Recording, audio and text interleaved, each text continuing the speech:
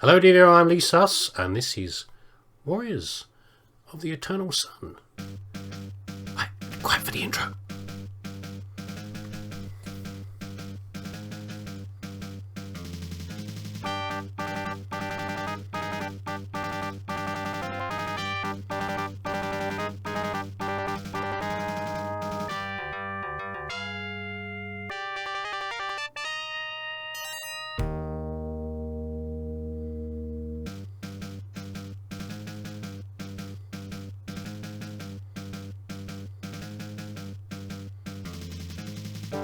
Let the bards praise our courage.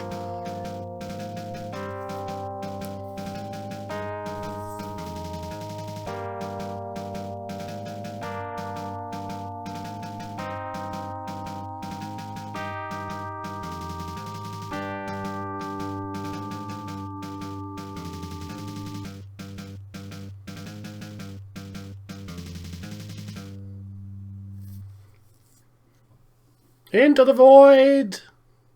Into the void with a lot of you.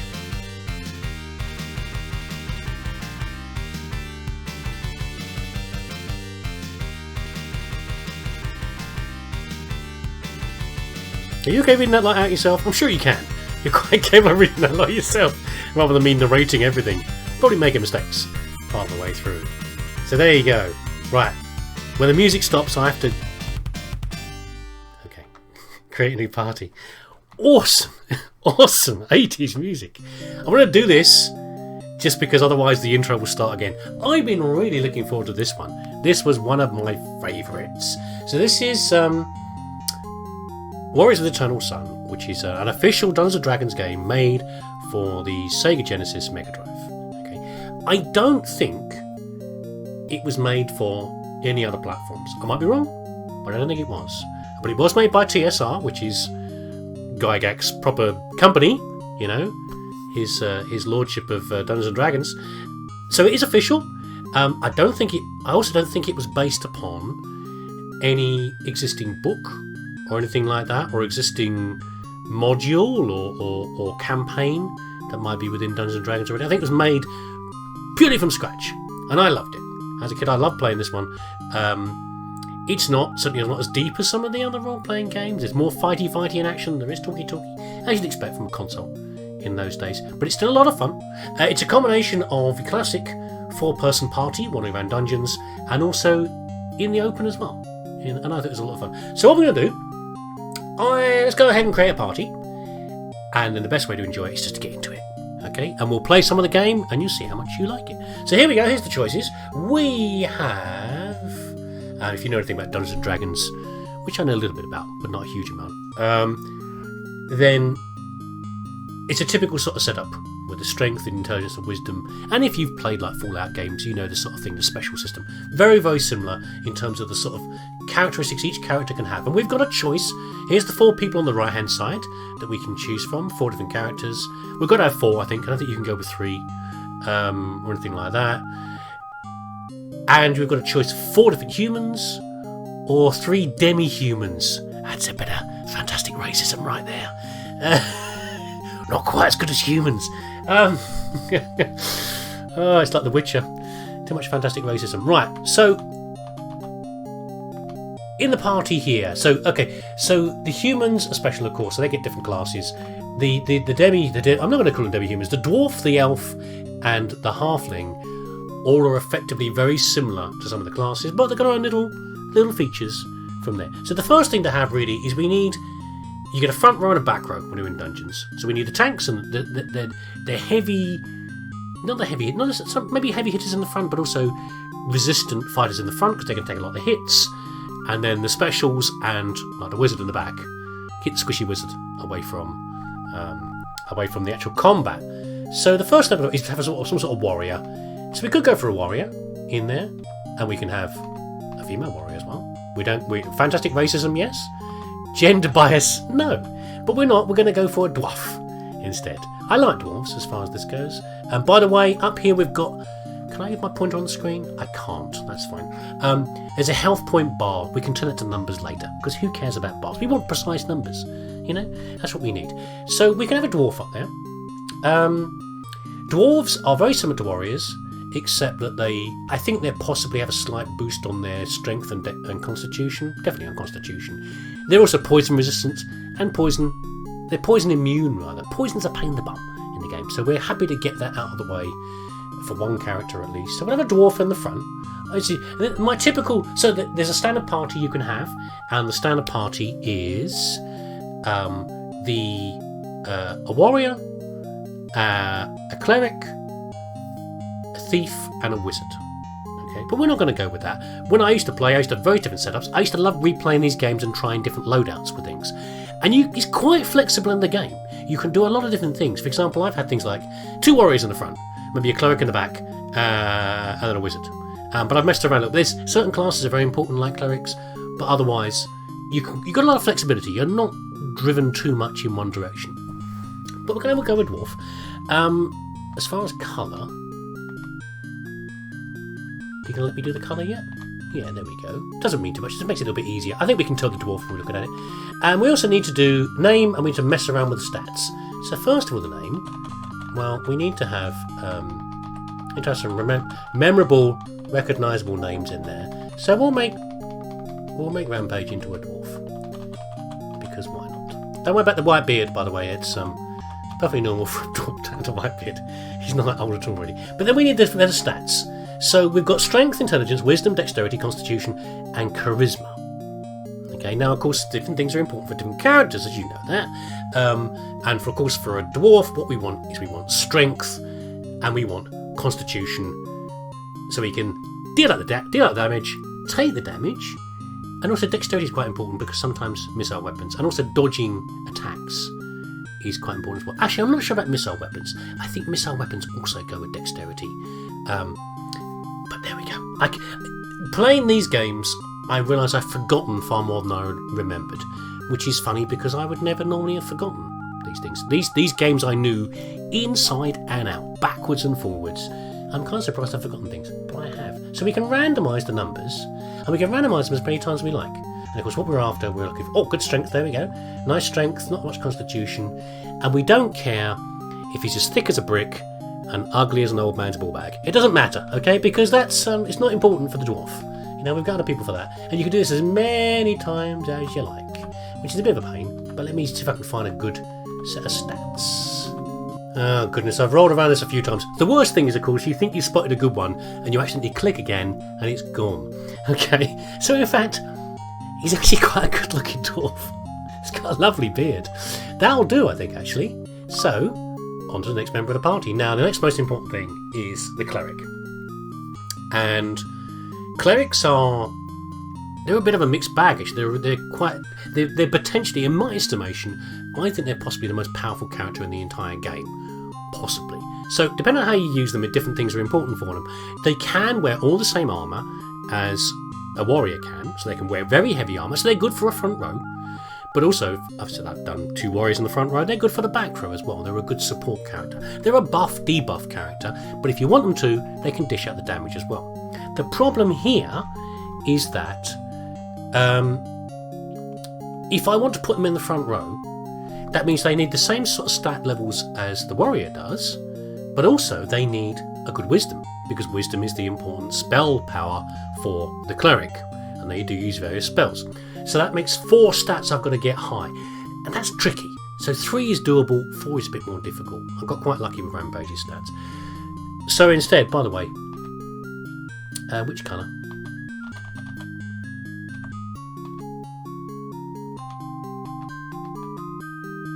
Yellow? I went for yellow, didn't I? There we go. Oh, what am I doing there? I'm trying to actually type it in is what I'm trying to do. Forget you're playing a console game, me, is what you're doing. You're not playing on a keyboard. I know, I'm sorry. There you go, Aki in there. I did warn you. I warned you, Aki, at some point I would make you a cleric with a bad haircut. It's a nice haircut, by the way. Did your mum do that for you? Nice bowl haircut? Lovely. There we go. I did make you potentially the most powerful character in the game, so don't worry about it too much. So, rather than trying to get 4 stats really good, actually, the stats you've got are pretty bloody good. We're going to ignore strength. I don't care if you're a noodle arms. What we want is good constitution, dexterity, and wisdom. We'll see if we can push it a little bit higher on this, yeah? That's not bad, though. You are uglier than a dwarf. I'm sorry about that. I'm dreadfully sorry. You know, sometimes you have to go with that. What are we going to have next? Well, this is the... So we're going to have the wizard in there. That's guaranteed. We are going to have a wizard. Okay, very important. But what do we do for the third slot? And the third is the sort of open slot you can do more with. So thieves are okay. Thieves are not that great, really. So the thieves have... there's a few special abilities in the game that come naturally. So, for example, the cleric has turn undead. It's something that's in addition to having their spell powers. Okay, and like the dwarves, poison immunity. Thieves can hide. Now, this mighty means a stealth attack, but it's very hard to use inside dungeons, and it's a bit tricky in the wilderness. It's not very reliable. Okay, otherwise they're a light armor fighter, and can be quite good because they are. They're hard to hit. The high dexterity usually means they're very tricky to hit, but when you do hit them, it really hurts. Not that great. Halflings are really stuffed in this game. I don't like it at all, really. I don't see why halflings can't be a proper hero, but essentially they are the upper maximum limits on things like skill powers and health and things like that, and upper level are more limited for halflings than anyone else. You don't realise this until you start to play as the character, and then you can't change them. And it's very unfair, but essentially they're a bit like a thief in a lot of the way they're doing. We could have a cleric in there. We could have 2 wizards. Hell, 2 wizards in the background. That'd be amazing. But instead, we're going to have an elf. Okay? Now, elves, like the female elf with her hair covering one eye. Does that make it easier to shoot with your bow, like focus? Elves are a real mixed bag. They're a funny one. They're an odd one. So, the elf is a warrior mage, essentially. They have limited spell powers, not as much as a wizard, but they can cast spells, which no one else can do. The only thing close to this is, I think, thieves at high level can cast from scrolls. But actual spell power, spells you've learnt and can use every day, only wizards and elves can do that. But elves are more limited. They won't get the same number. So, you know, a level 8 wizard or whatever might have like 4 level 1 spells and 3 level 2 spells. The elves can have half that many. But they've got a good balance in there as well. And they're fairly good fighters. I can't remember what armour they can use. I think they can use heavy armour as well, possibly. Maybe only light, I'm not sure. But they're pretty powerful. When you get them towards high level, they get very powerful indeed. And they're almost like a... I said you can't make a smaller party than 4 people, unlike in some games. They're almost a one-man team if it goes when they get really powerful. They could be quite devastating. Problem is, though, it's hard to level them up. They require more experience to go up levels. So it's trickier. So they're a mixed bag. But I quite like them. Having an elf in here will make it as a bit more durable. They won't help much in the dungeons. Some spell power will be nice. Have more spell power will be good. But in the open areas where your members are sort of operating individually in the fight, having a better fighter, an elf in there, will help a great deal. So let's put in here... Oh, I can't do numbers. Never mind. Sorry, fodder. There we go. Fodder's an elf. So, again, mixed here. What we want is well, the intelligence is naturally high anyway. I could just leave it as this, really. Because what we want very powerful from the back row to be hitting the spells out, and good spell power from having the high intelligence, which is the key one for wizards. Dexterity is very good for dodging, and then constitution and strength will only really come into play when in the open field. And I think I'll leave it as this, you know. But there you go. Next, I couldn't actually show you on this one, but I didn't show you in the earlier one. So dwarves also require a bit more XP. I think it's something like, I've got something sticking in my mind, like 2,000 points to make a warrior go up a level, 2,300 for a dwarf, and it's 4,000 for an elf. So they're a bit tricky, but that's okay. So we'll leave. We won't play with fodder stats at all. That sounds pretty good to me. And the last thing is a wizard. And we'll have to have a female wizard in here. And unfortunately, sorry Dark Fairy, I can't give you a red head. Sorry about that. But I've given you a red cloak instead. The Deadly Sorceress. I thought for a second I couldn't put the last letter in. So here, wizards are a problem. Early on, they're a complete bloody liability, is what they are. Because, we'll see how spells work in the game, but early on they are really weak. If you can, like in most Dungeons & Dragons games, if you can keep a wizard alive long enough, they become extremely powerful. But early on, my god, just keep them out of the way. So what we really want, we only care about intelligence and dexterity, because Dark Fairy's going to run out of spells very fast indeed. You wouldn't believe how fast. And then she'll just rely on a lot of running away and then firing whatever missile weapon, the sling that I give her. So, intelligence and dexterity. It's not great. And you know what? You're not as smart as the elves, sadly. Bloody elves. Always got to be special. I think we're done, you know. Let's go. There's Pex. You can tell he's the Duke. We are in a strange world. There is a new enemy here. Our people need allies to survive, but the guards must defend our castle. Bid me 4 noobs to go out into the wilderness. You have been chosen to explore our new home. The gods have given us a second chance.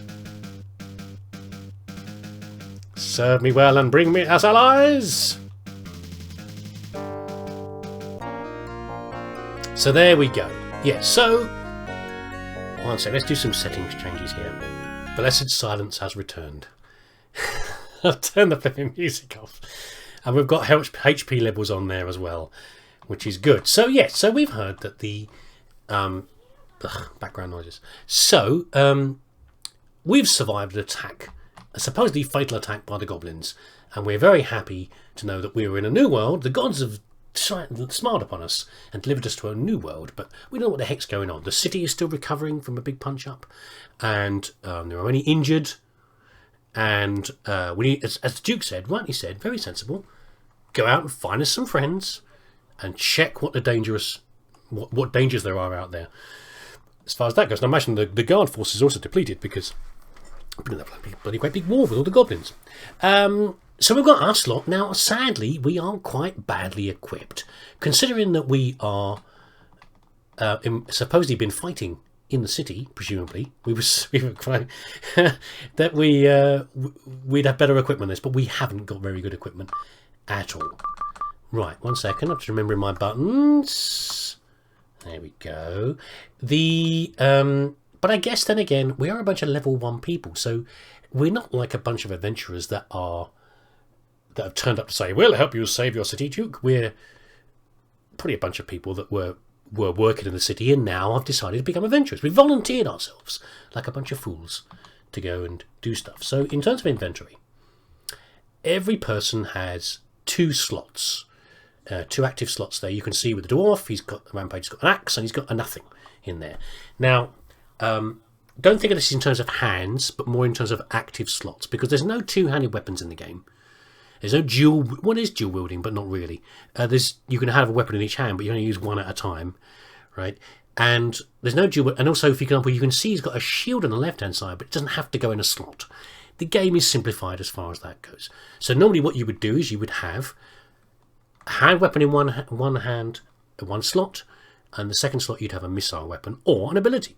So, for example, we can see that Aki here has a mace because clerics only use blunt weapons, because apparently cutting people open is against religion, but bashing their heads in with a mace is absolutely fine. Also got the ability of turn undead, which is useful against undead. What else have we got on here? Is that a sleep one? I can't remember. Yeah, Fodder's got a spear. I don't know why elves like spears, but I do like leaving elves with spears. I think you can actually fight from the back row with a spear, but I'm not sure. things I thought I remember, but I don't anymore. So the spell ability is a one-shot spell. One level spell and a sleep one. So if that works, we'll knock someone out as far as the battle goes. And then Dark Fairy's got a clubbing weapon, a staff, it's a clubbing weapon, and a single magic missile. That's it. So there we go. By the way, only 1,500 to go up a level for fodder. So fodder will go, so Aki will go up faster than anybody else. Okay, which is quite good. But there we go. That's the problem with more powerful, potentially more powerful characters. They cost more. So what we really need right now is we need weapons. We're not going to run out into the world. Not just yet. No. You've got to prepare carefully. So we could go and buy some bits and pieces in here. We'll buy us a few bits and pieces, but then we're going to go and find / loot some. This is the armor shop. So we can buy some leather armor. Actually, let's see who we can buy this for. It's only 20 gold. How much we got? 440. That's fine. You can have some leather armor. You get some leather armor. You can't use leather armor. Sadly, it's not usable. And there we go. It's just a limitation. But we've instantly increased. Come on. Oh, it's already equipped, isn't it? Sorry, it made a rude noise at me. It's already equipped. As far as that goes, I think.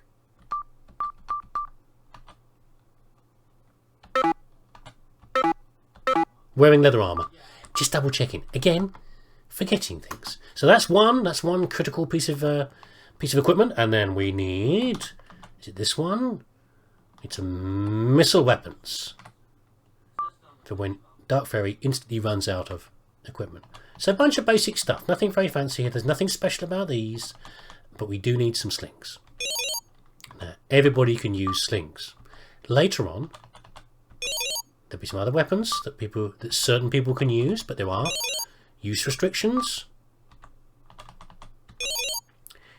Next thing we need to do is we can go around and have a chat, but we don't really need to right now. Let's check the equipment as well. So actually,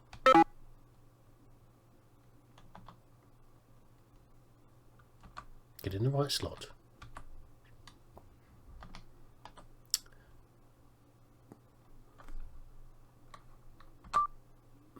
Now you want your missile weapon there, and you want your, and then we will find out at some point if you can use that spear from the back row. But for that. Now you might be wondering why I'm taking out the spells, but of course the spells are already on one use only. We're going to test to see if that spear is going to work or not. What I would normally do is the 3rd and the 4th position people, when in a dungeon, are behind the other two.